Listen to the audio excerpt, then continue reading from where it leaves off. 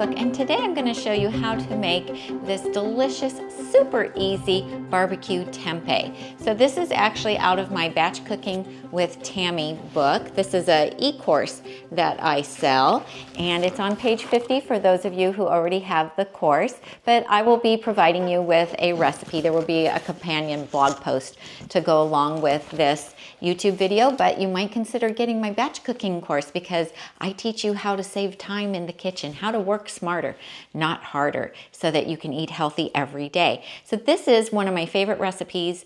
I make it just about every week. I batch prep food. I like to batch prep a lot of ingredients that I can then combine with other ingredients to make lots of different fun and interesting, easy meals. So what I'm using today is one package of this Light Life tempeh. So this one happens to be organic and gluten-free. You want to check the ingredient list if you are gluten-free. Not all tempeh is gluten-free. This one is tempeh made with the soybeans as well as brown rice, but some of them have a grain in them that might have gluten in it, so be sure to check that. And this has a pretty long life. You'll find it in the refrigeration section of your grocery store or your health food store. It's usually right there alongside the tofu as well. So this just happens to be the brand that I like. So I take it out. For this recipe, I don't steam it. I don't find that it has a bitter taste. Some recipes involving tempeh do have you steam the tempeh first, kind of opens it up and allows it to absorb the flavors of whatever you're putting with it. It's kind of bland like tofu. Then we also are using barbecue sauce. So I have two of my favorites here. This is Well Your World's barbecue sauce. This is SOS free, which stands for salt, oil, and sugar. I'll provide you a link for that. This is available to purchase online from our friends at Well Your World, and I do have an affiliate link with them. And what I'm going to be using today is this barbecue sauce. This is from the Date Lady, and this has dates, ground tomatoes, sea salt, tomato paste, apple cider vinegar, garlic powder, smoked paprika, ancho chili powder.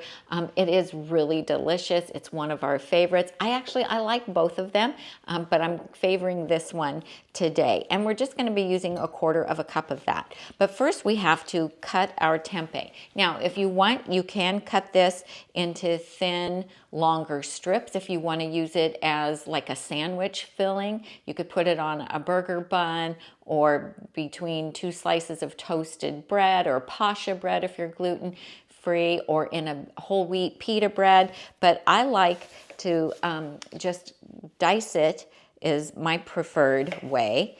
And so I just like it to kind of be in nice little cubes.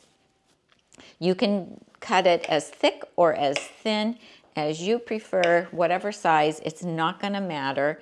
And then I'm just going to slice it this way.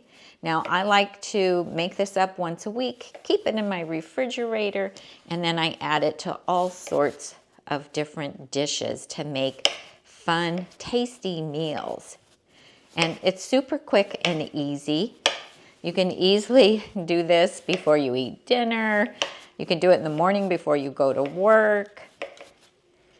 It's so easy. But every time I post about this and put it on Facebook or Instagram, I get a lot of questions. How do you make that? I hardly can call this a recipe. It's more of just a cooking method, I guess. So then I just add it to a bowl.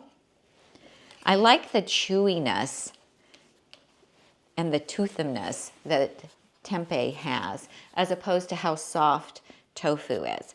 But I like tofu as well. So now I have that quarter cup of my Date Lady barbecue sauce. I'm going to add it, and you can use whatever your favorite barbecue sauce is. It doesn't have to be one of these. Whatever you have that you like, go ahead and use it. I find that a quarter of a cup is just right. If you use more than that, then it just seems like it just burns in the pan. So, and I just preheat my oven to 425 degrees, and I usually just make it in my Breville, which you can see back here over my shoulder. So I just gently stir this up just to make sure that all of the tempeh is well coated with that delicious barbecue sauce. This is not real spicy. It's a pretty mild barbecue sauce, and it is sweetened with the dates. So it does have just a really nice sweet flavor to it. And then this is just my little jelly roll pan that fits in my Breville, and I can post a link to this as well. I do have a sheet of aluminum foil lining the bottom of it because I don't want to have to clean up after this. And so then I just crumple up a piece of parchment paper on top of it. If you crumple it first, it's much easier to get it to fit in the pan. And then I just pour this out onto my pan and get all that yumminess. It's so delicious. And then I just like to make sure to spread it out. Try to have them not clumped together just so they can all get brown. It's still going to be soft. This isn't like air frying. It's still going to be soft, but this works really well. So we're just going to separate it out here so it'll cook.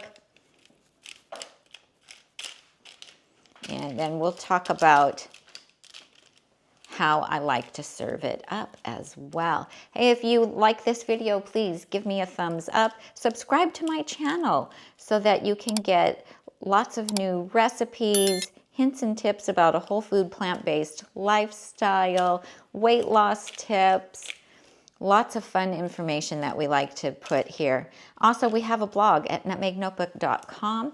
If you subscribe, that'll get you on our mailing list, and we always send out emails when we have a new video or a new recipe to share with you.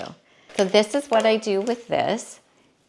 And then I just put it in a preheated 425 degree oven for about 20 minutes, 20 to 25. When you see that it's starting to get brown and the little bit of barbecue sauce on that parchment paper starts to look a little burnt, then go ahead and pull it out, and I'll show you a pan that is already finished.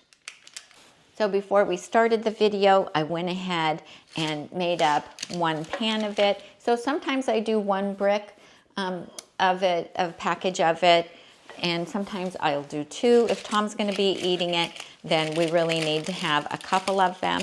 And then I'm just going to put it on this plate so you can get a better picture of it. And it is so delicious. So how do I like to use this?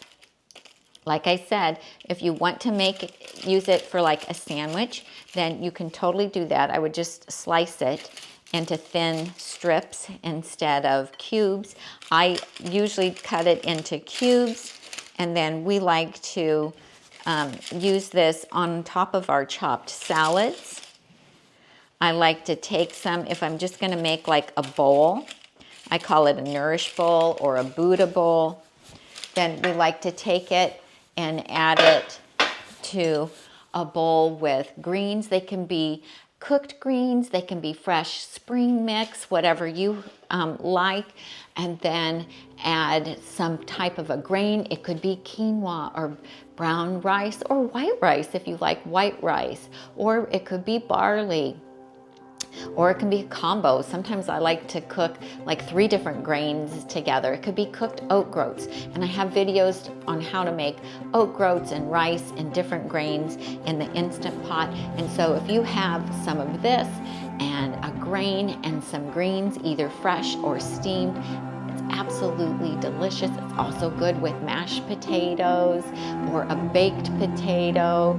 It's so filling and delicious. And it's nice to have this already made and in the refrigerator, because then you have a really nice protein that is satisfying and filling, and you can just add other ingredients to it to make a meal. So if you like this video, give me a thumbs up, subscribe to my channel, and if you want a printed version, go over to nutmegnotebook.com. We'll provide a link for you in the show notes for that as well. Thanks so much for watching. I'm Tammy, and I help you get healthy and stay healthy, one meal at a time.